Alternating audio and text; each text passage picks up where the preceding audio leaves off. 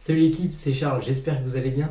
Moi pour ma part ça va vraiment super bien et dans la vidéo d'aujourd'hui, comme vous avez pu le voir dans le titre, ce qu'on va voir c'est quelques conseils que vous allez pouvoir appliquer tout au long de la journée pour pouvoir manger beaucoup de calories et pouvoir être en surplus calorique sans forcément peiner à manger. Parce que voilà, je sais qu'il y a beaucoup de personnes qui peinent à prendre du poids. Il y a beaucoup de gens qui disent ouais moi je mange absolument tout ce qui bouge et je prends pas de poids.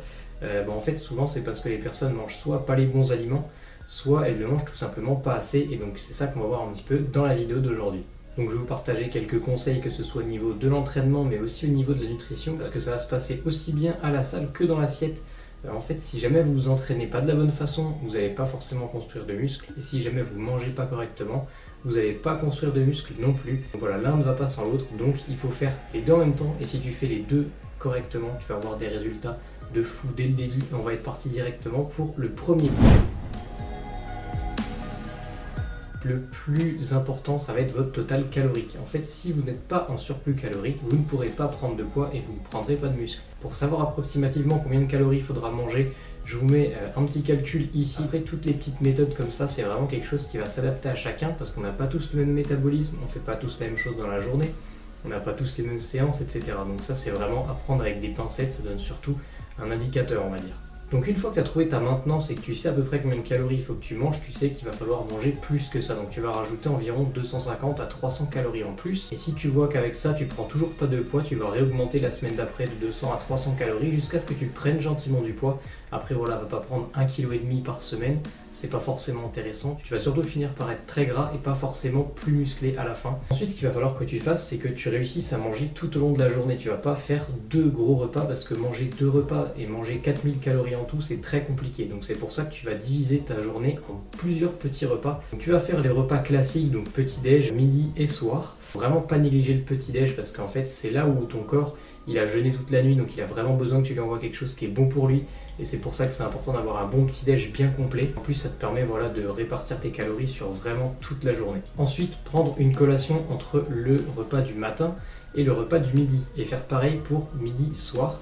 Ça va vous permettre d'ajouter 2 collations, ce qui peut vous ajouter facilement 700, 800, 900, voire 1000 calories en faisant 2 petites collations relativement simples. Donc pendant que je vous parle un petit peu de tout ça, vous voyez qu'à l'écran, je vous montre un petit peu des idées de collations que vous pouvez faire qui sont riches en calories, avec peu de volume alimentaire pour pas vous blinder, que vous soyez mal toute la journée, parce que le but ça va être de manger beaucoup de calories, mais de pouvoir faire comme si de rien n'était et de pouvoir faire votre prise de masse sans que ça vous gêne et que ça vous fasse chier. Donc voilà, faire plusieurs repas, des collations, c'est ce qui va vraiment vous permettre d'ingurgiter un maximum de calories. Et ensuite, ce qui va être très important, c'est de ne pas faire des repas énormément volumineux. Si le midi, vous vous envoyez 1900 calories, bah forcément, vous n'aurez pas forcément faim dans l'après-midi, donc votre collation, vous n'allez pas forcément réussir à la manger.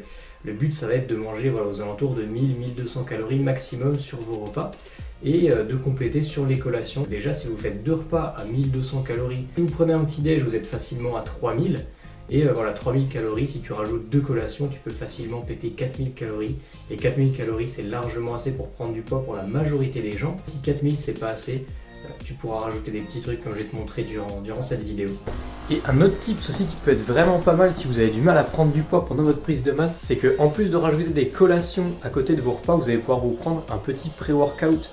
Voilà, un truc qui va vous rajouter quelques glucides pendant la séance. Donc moi je prends notamment une banane et un carré de chocolat noir, c'est hyper facile à manger et tu vas voir que voilà, pendant ta séance ça va pas te gêner d'avoir mangé ça avant. En plus de ça, après ta séance tu auras faim parce que du coup tu auras eu quand même un petit peu de sucre avant, donc tu auras un petit peu stimulé tout ce qui est système digestif, etc. Là c'est vraiment super, ajouter un petit pré-workout en plus des collations et de ce que tu peux faire déjà en temps normal. Et donc 2 petits tips que je vais vous donner aussi, ça va être de manger notamment plusieurs plats différents, par exemple de manger entrée, plat, dessert.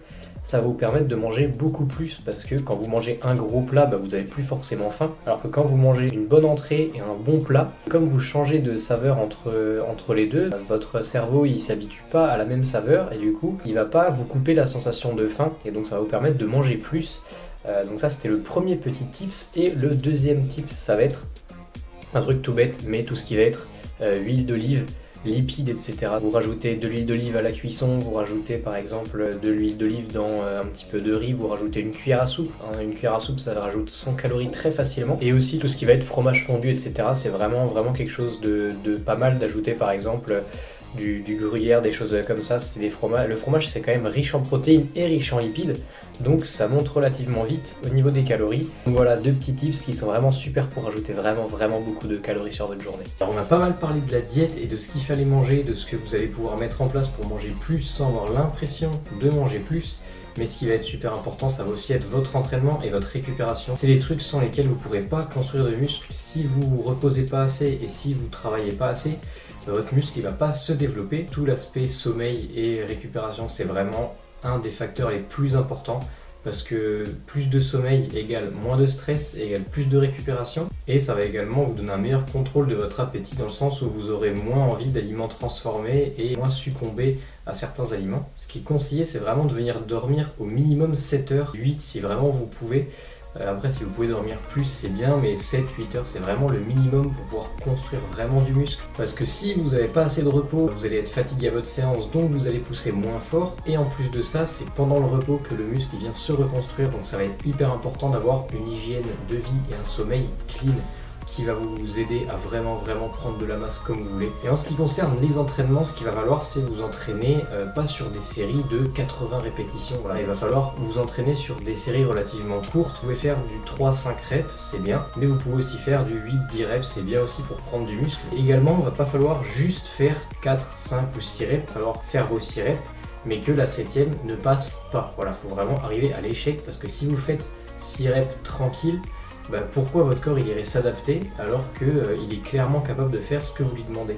Le but c'est de stresser le corps suffisamment pour que vous puissiez construire du muscle, mais à côté de ça, pouvoir vous entraîner assez fort, assez longtemps. C'est un juste milieu à trouver, forcément tu vas pas te cramer en 3 séries en faisant quelque chose qui est insoutenable pour toi. En général 1 heure, 1 heure et demie c'est très bien, au-delà d'1 heure et demie il faut prendre des plus gros temps de repos parce que sinon tu vas vraiment peiner à assumer la fin de l'entraînement. Mais voilà, sachez que si vous êtes à l'échec sur vos séries ou très proche de l'échec on va dire, vous pourrez construire du muscle, etc. Mais dans le cas contraire, vous n'allez pas forcément construire du muscle ou beaucoup moins. Et comme je fais cette vidéo pour aider à optimiser un petit peu la prise de muscle, le but pour vous, ça va être de venir maximiser les bénéfices de vos séances, notamment grâce au repos, à l'alimentation, etc.